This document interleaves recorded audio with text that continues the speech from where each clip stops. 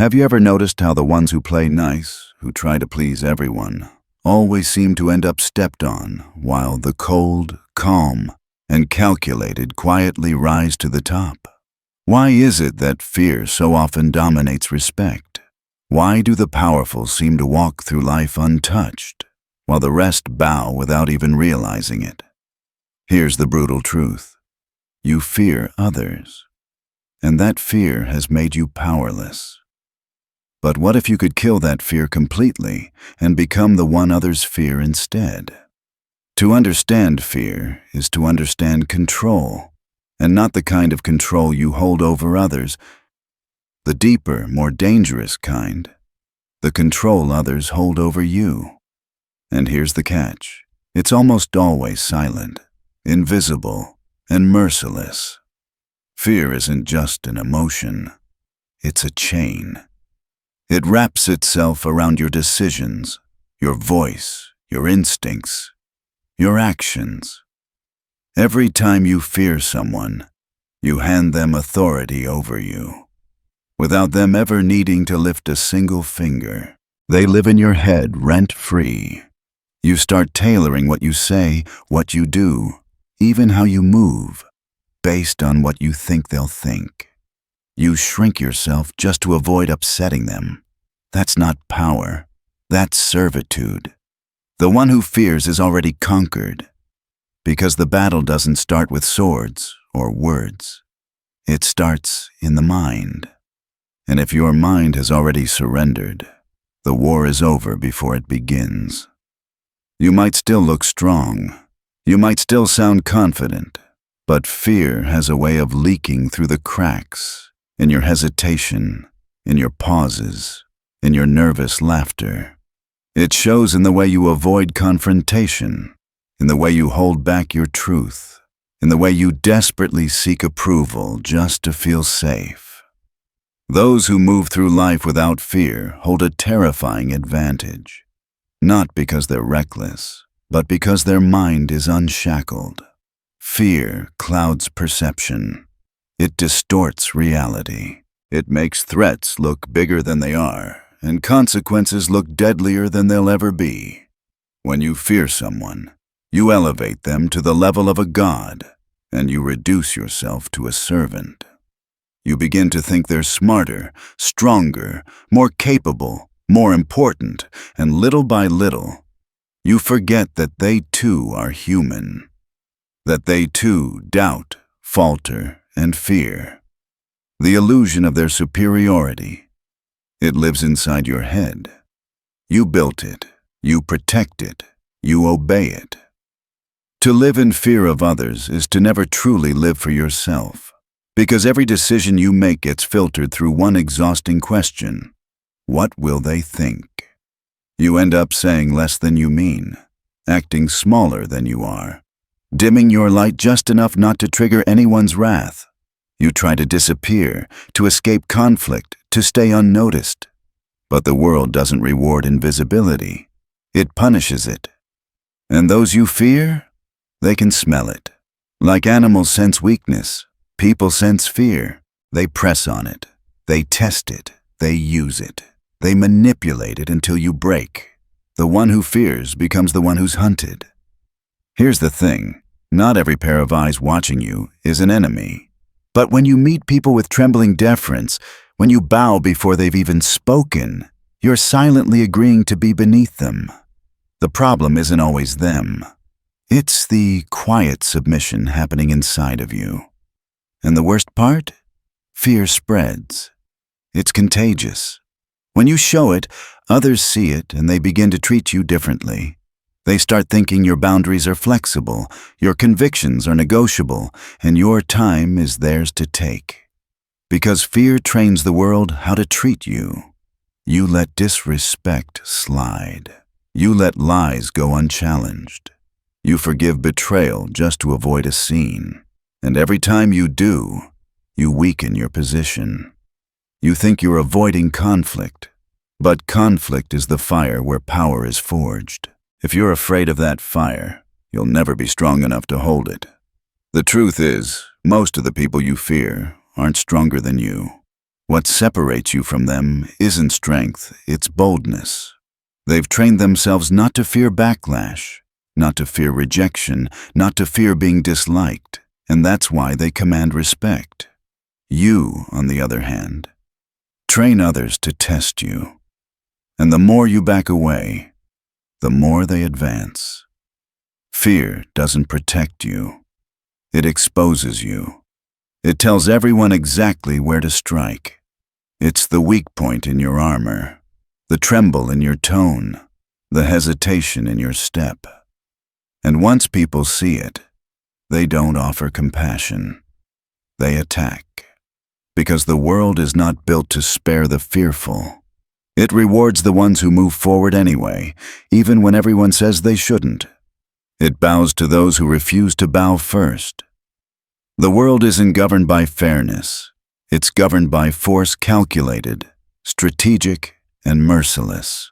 And those still clinging to the fantasy that doing good automatically brings power, they're living in a dream crafted to keep them obedient.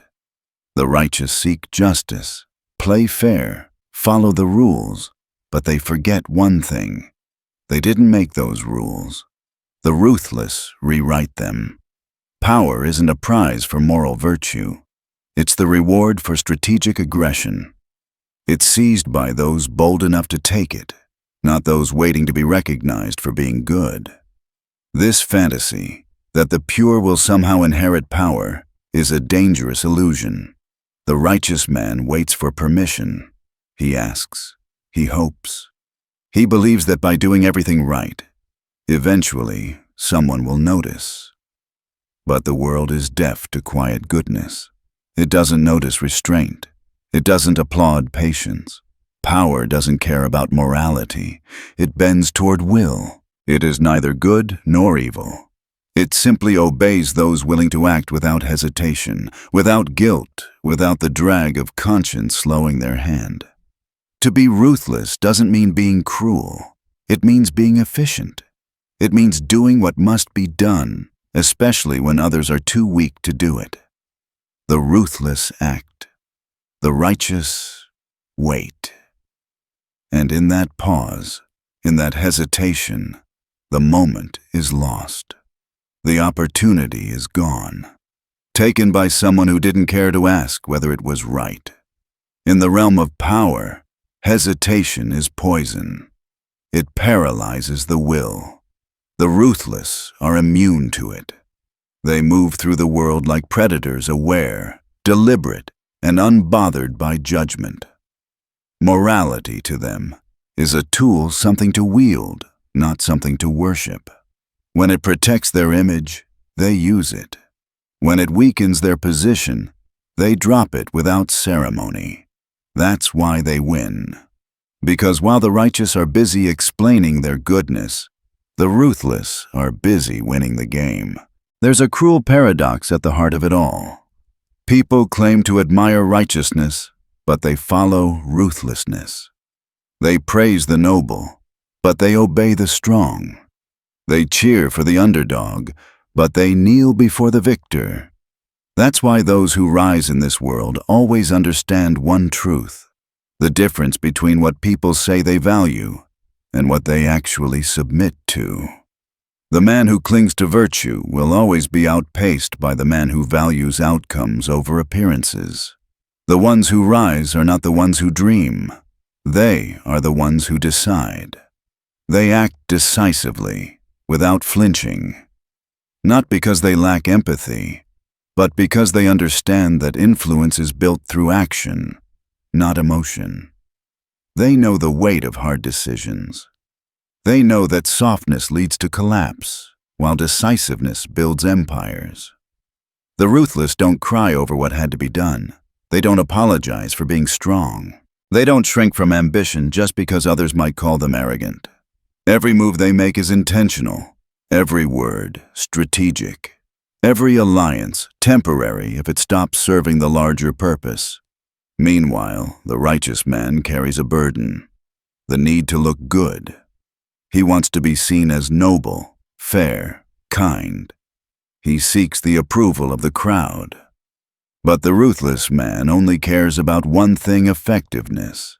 He's willing to be hated, envied, misunderstood, because those who matter will fear crossing him, and those who follow him will feel safe under his rule. That's the secret of power. It doesn't rise from purity, it rises from motion.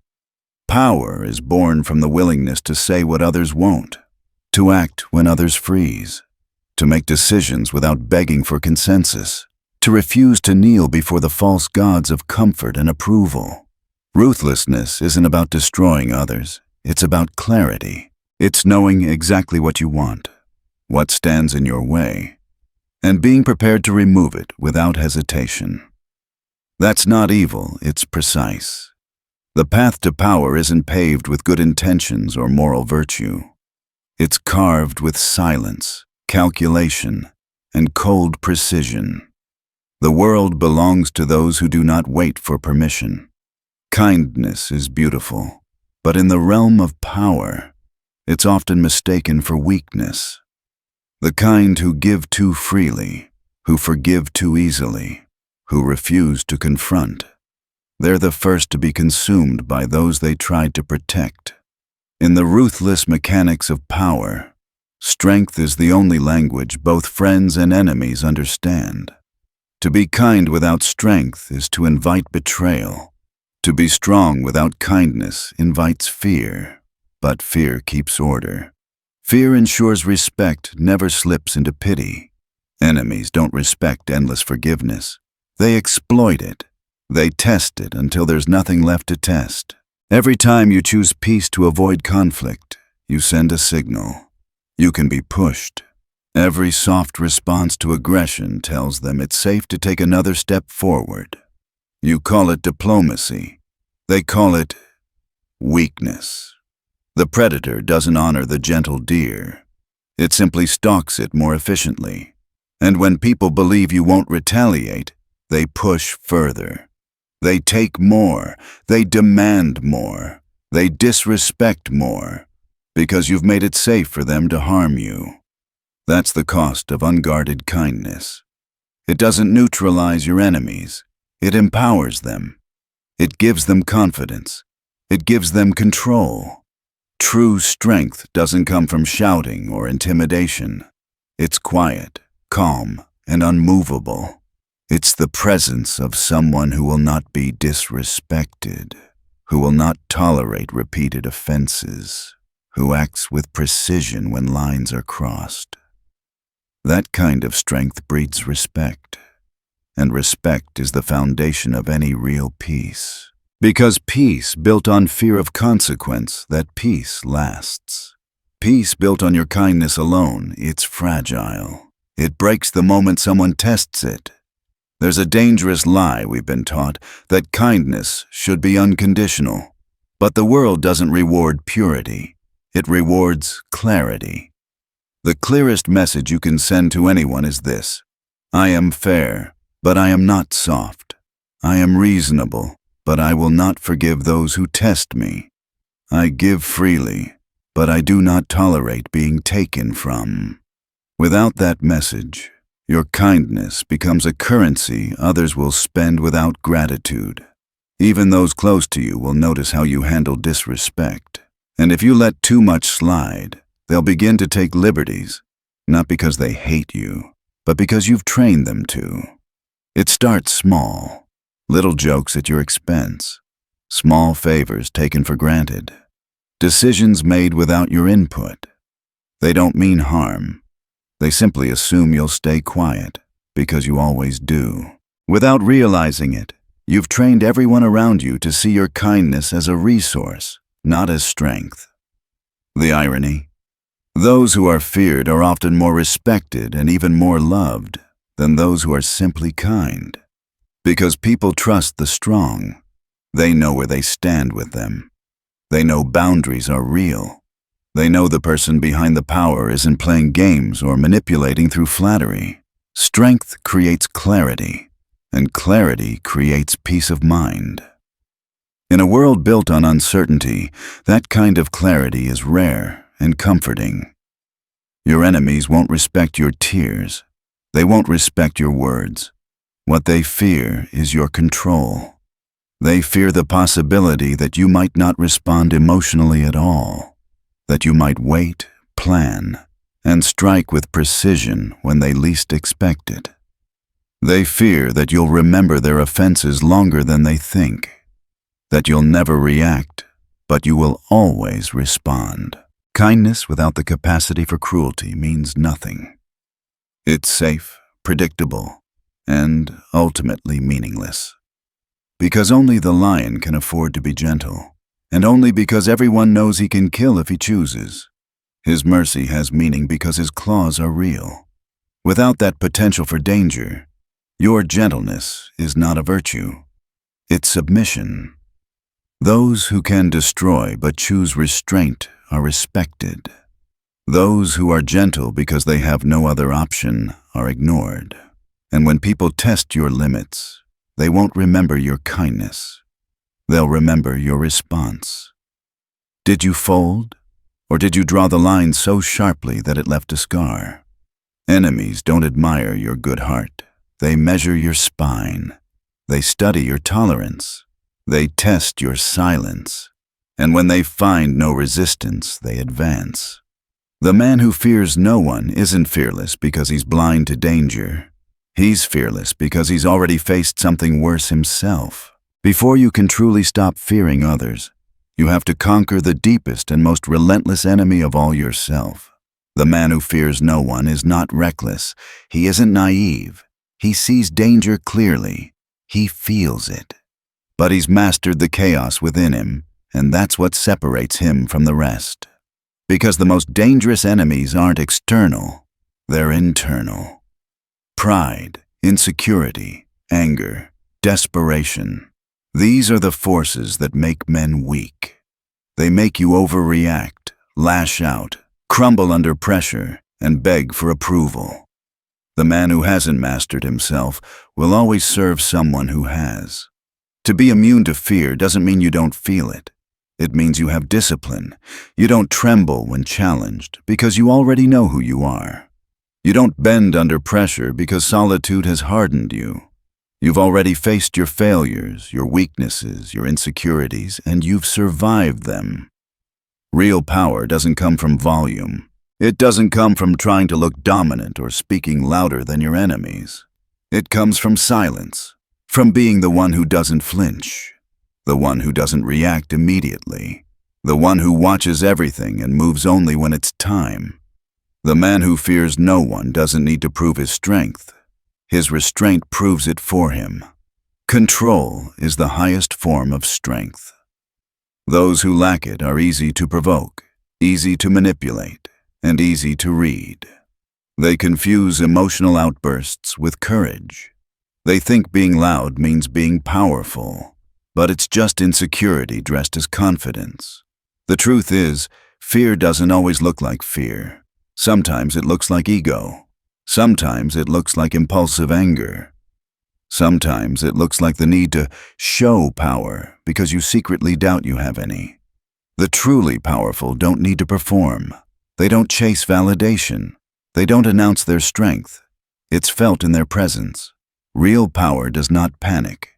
It waits. It observes. It calculates. And when it moves with finality. The man who fears no one cannot be bribed. He cannot be blackmailed. He cannot be emotionally cornered.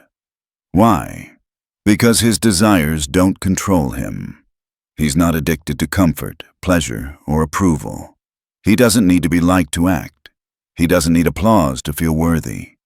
He doesn't act from need. He acts from choice. He's stripped away the illusions that make others predictable. He knows what he values, what he won't tolerate, and what he's willing to walk away from. That's what makes him untouchable. You can't control someone who has nothing to hide and nothing to prove. The world controls you through fear. Fear of rejection, fear of failure, fear of being alone. It whispers, play small so they'll accept you. Stay quiet so they won't punish you. Follow the rules or you'll lose everything. And most people obey. They shrink themselves just to fit into a system designed to keep them small. They trade authenticity for safety and freedom for acceptance. But the man who has killed his fear doesn't ask for permission. He's not careless, he's sovereign. He doesn't rebel just to prove something. He simply moves according to his own code. And that code isn't easily broken. Even when threatened, he stays calm. His mind doesn't rush to panic. It goes straight to strategy.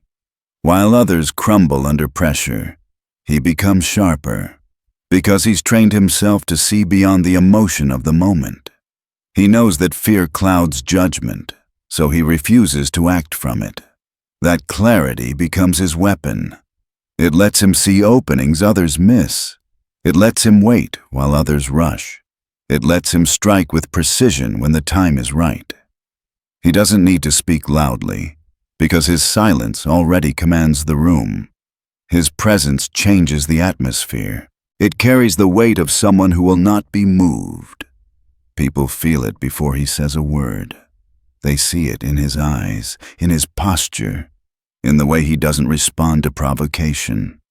There's no panic, no need to prove anything, no hunger for validation. And that's what terrifies those who seek to control him, because they can't find leverage. They can't predict him. They can't own him. He's already walked through fire. He's already faced the worst pain, humiliation, and loss. And he's already risen from it. He's died 1,000 small deaths in his mind and rebuilt every time. You can't scare a man who's already faced himself. His confidence isn't loud, it's absolute. It's not the fragile confidence built on praise or status. It's the kind built on survival. It's earned in solitude, in hardship, in quiet defiance against everything that tried to break him. What makes a man truly fearless isn't arrogance, it's self-mastery. It's the ability to remain calm while others fall apart. It's the discipline to think when others react. It's the strength to hold back when others lash out. He doesn't chase safety, he creates it. He doesn't search for peace by pleasing others, he builds it through strength. He becomes the kind of man no one wants to provoke. He's dangerous not because he wants to harm, but because he has the power to and chooses not to. And when the moment comes, he acts with precision so sharp it leaves no room for resistance. You weren't born to bow before the world. You weren't created to flinch at the opinions of lesser men. You weren't meant to beg for approval from those who would never share their power. The path to sovereignty is not lined with kindness or righteousness. It's built with discipline. It's carved through silence. And it's marked by the cold decisions that others are too afraid to make. The man who fears no one isn't emotionless. He simply refuses illusion. He sees the world for what it is, not for what he wishes it to be. He knows power doesn't bow to morality. It bows to will. He knows enemies will test you until you give them reason to stop. He knows respect isn't earned through generosity. It's earned through boundaries. He doesn't wait to be chosen. He chooses. He doesn't hope to be protected. He becomes dangerous. His power begins where his fear ends, and fear ends when he masters himself. If you're tired of being underestimated, disrespected, and overlooked, then hear this. You don't need to be loved. You don't even need to be understood. You need to be undeniable. The world doesn't care about your intentions. It reacts to your presence. People don't follow those who are merely good. They follow those who are certain. And certainty is born only when fear dies. To fear no one is not arrogance. It's awareness without paralysis. It's the calm recognition that the world is ruthless, and pretending it isn't will only destroy you. You must see the world as it is, not as you hope it will be. Because when you see clearly, you stop hoping for fairness. You stop waiting for others to change. You stop negotiating with people who already decided to take advantage of you. You start moving with precision, discipline, and an inner stillness that no chaos can shake. When you fear others, you shrink to fit their expectations. But when you fear no one, the world starts to reshape itself around you. That's the silent law of power. People always adjust to strength. No one respects desperation. No one fears someone begging to be liked. But everyone senses the gravity of a man who walks as if nothing outside him can touch his mind. He doesn't explain himself. He doesn't announce his worth. He doesn't justify his choices. He simply acts, and those who understand follow. Those who don't watch in silence, because even they can feel that trying to oppose him would be costly. That's the essence of what Machiavelli understood centuries ago. The one who fears no one gains control not through force, but through the psychological domination of calmness. People are drawn to stability, and stability looks like fearlessness. You see, the man who fears no one isn't without emotion. He's without emotional leakage. He feels everything, but he reveals nothing. His anger doesn't explode, it's channeled. His sadness doesn't consume, it refines him. His joy doesn't make him complacent, it fuels him quietly. He has trained himself to remain balanced while everyone else chases emotional highs and lows. And that balance is terrifying to the weak. Because the fearful feed on reaction, they rely on chaos to stay relevant. But when you don't react, they lose control. You become the mirror that forces them to confront their own instability. Most men spend their lives reacting to insults, to opinions, to rumors, to failure. But the fearless man responds. He waits. He observes. He calculates the angle of attack before he moves.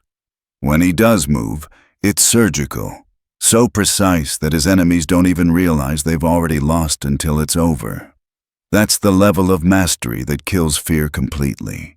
When you no longer act out of emotion, but out of strategy. You see, the world will always test you. Your patience, your silence, your limits, they will all be pushed. And every time you give in, the test gets harder. Every time you stay firm, the test ends. When you fear no one, people start adjusting their tone around you. They watch their words. They think twice before crossing your line. Not because you're loud, not because you threaten, but because they've felt your boundaries. Power doesn't need to announce itself. It's felt through certainty.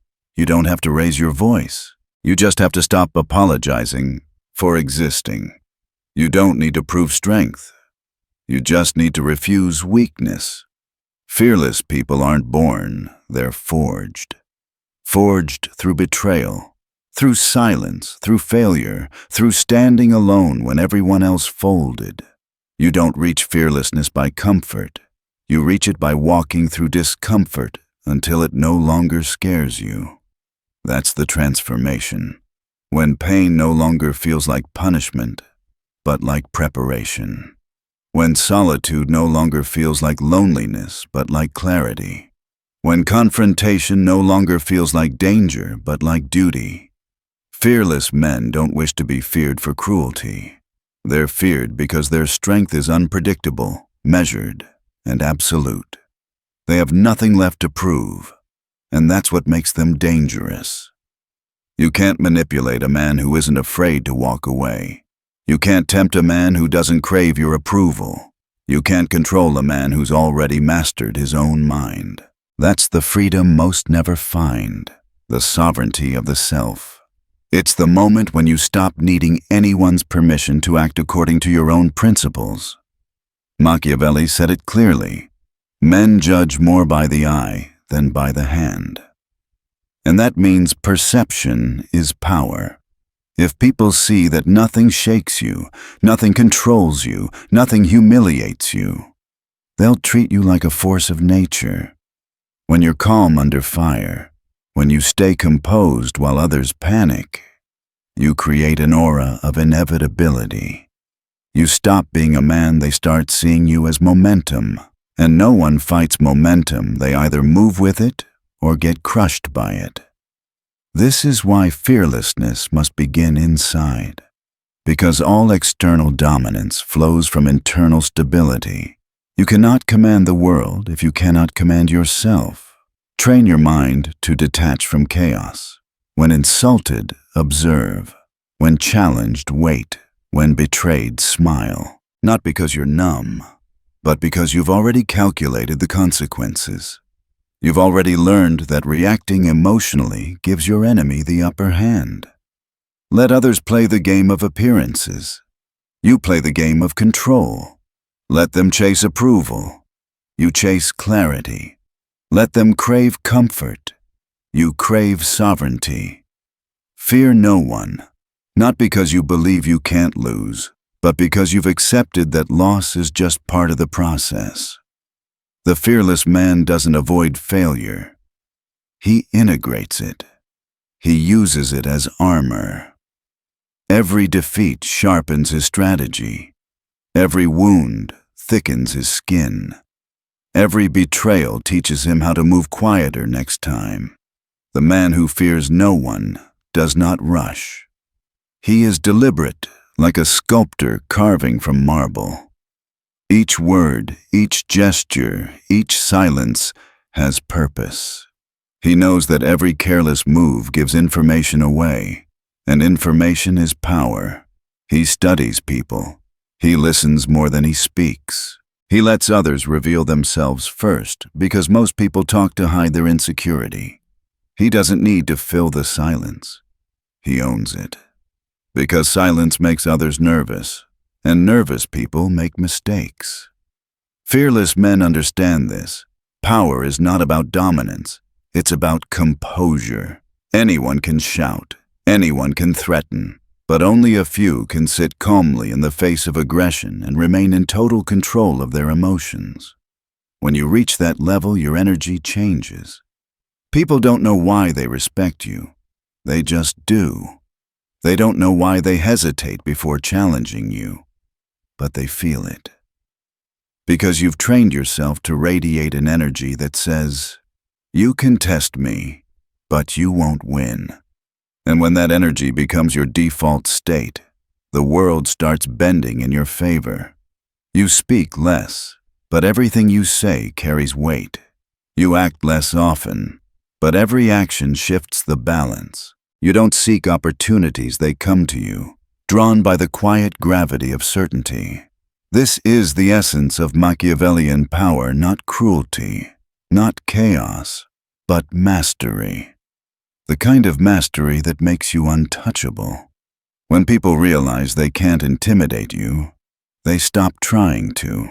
When they realize they can't guilt you, they respect you. When they realize you cannot be manipulated by love, hate, or approval, they fear losing your presence. And that's the point. You become the storm others calculate around. You become the calm eye at the center of chaos. You no longer chase validation, you create gravity. Because the man who fears no one doesn't conquer the world through aggression, he conquers it through control. He doesn't dominate by shouting louder. He dominates by needing nothing. And when you need nothing, the world gives you everything. Fear no one, because fear is the only chain keeping you from becoming what you were meant to be.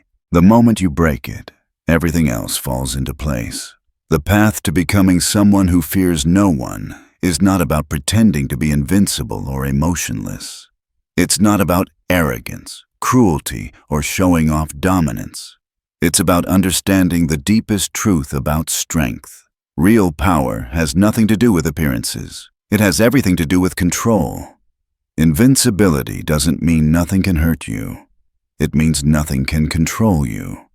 Because when fear loses its grip, you gain something far more valuable than comfort. You gain freedom. Freedom to speak when silence is demanded. Freedom to act when hesitation is expected. Freedom to move through the world according to your own will, not someone else's. When fear dies, clarity is born. And that clarity becomes your compass, your weapon, and your armor. You stop reacting impulsively to every insult, threat, or challenge.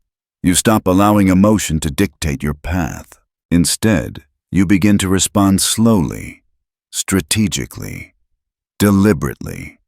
Each word becomes chosen, each movement measured. Most people live as prisoners of emotion. They rise when praised, fall when criticized, and crumble the moment they face rejection. Their entire sense of self depends on external approval. They fear being disliked, misunderstood, or alone. And so they obey the unspoken laws of weakness. Please everyone.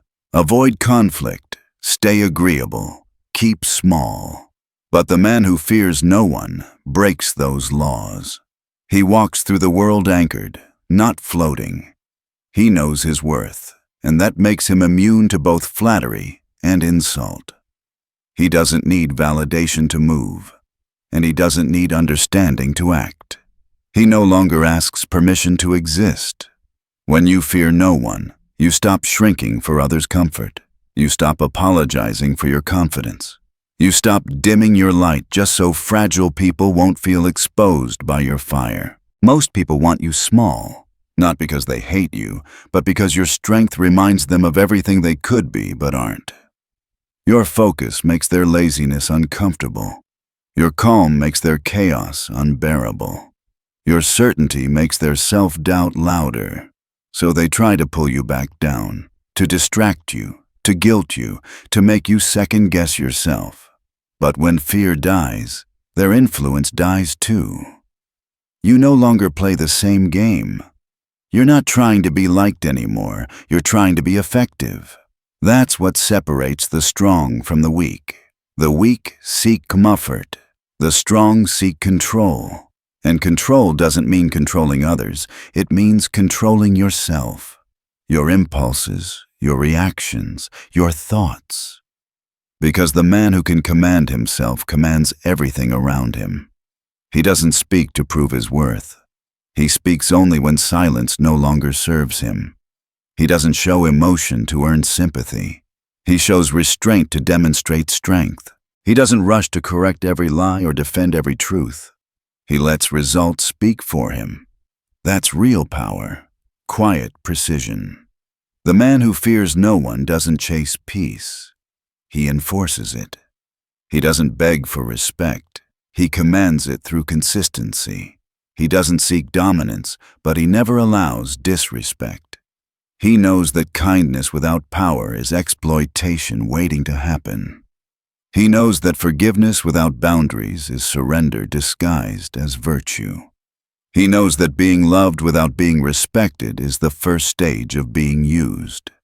That's why Machiavelli said, "It is better to be feared than loved, if you cannot be both." Because love that isn't built on respect is fragile. People love what benefits them, but they respect what they cannot manipulate. Fear earned through calmness, clarity, and consequence is not cruelty. It's structure.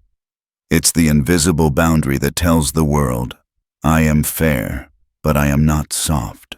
I am kind, but I am not weak. To be feared doesn't mean people hate you. It means they understand there are lines that cannot be crossed. It means they know your silence has weight, and your patience has limits. The man who fears no one doesn't want to dominate everyone. He simply refuses to be dominated by anyone. He's not looking for control over others. He's looking for sovereignty over himself. And that self-mastery changes everything. People start adjusting their tone when they speak to you. They choose their words more carefully. They hesitate before testing your boundaries. Because strength, when consistent, radiates an energy everyone can feel. You don't have to shout. You don't have to threaten. Your stillness alone becomes intimidating. Your silence becomes a statement. Your calmness becomes a warning. You see, real fear doesn't come from violence or cruelty. It comes from predictability. When people know exactly what kind of man you are, and that you always act according to your code, they regulate themselves around you. You don't have to control them. They control themselves. That's leadership. That's power in its purest form, control through respect, not fear through chaos. The fearless man's boundaries are sacred. He doesn't negotiate them for affection, status, or comfort. And when people see that those boundaries never bend, they trust him. Because consistency is rare. Discipline is magnetic. Conviction is power. And that's why the man who fears no one eventually earns more loyalty than the man who tries to please everyone. Because people crave stability. They crave certainty. They crave someone who doesn't break under pressure. Fear creates structure, and structure builds trust. Because when people know you don't waver, they feel safe, even if they're slightly afraid of you. This is why fear and respect are two sides of the same coin. The weak confuse them, but the wise use them together. Fear keeps chaos in line. Respect keeps loyalty intact. When you combine both, you build an empire internally first, externally later. The man who fears no one doesn't fear loss because he's already lost and rebuilt. He doesn't fear betrayal because he's already learned that loyalty without consequence isn't loyalty at all. He doesn't fear solitude because solitude is where he learned who he really is. He knows that strength doesn't come from avoiding pain. It comes from walking straight through it until it can't hurt anymore. Every loss taught him detachment. Every failure taught him precision. Every betrayal taught him patience. Every silence taught him strategy. He's not emotionless, he's composed. He's not heartless, he's disciplined.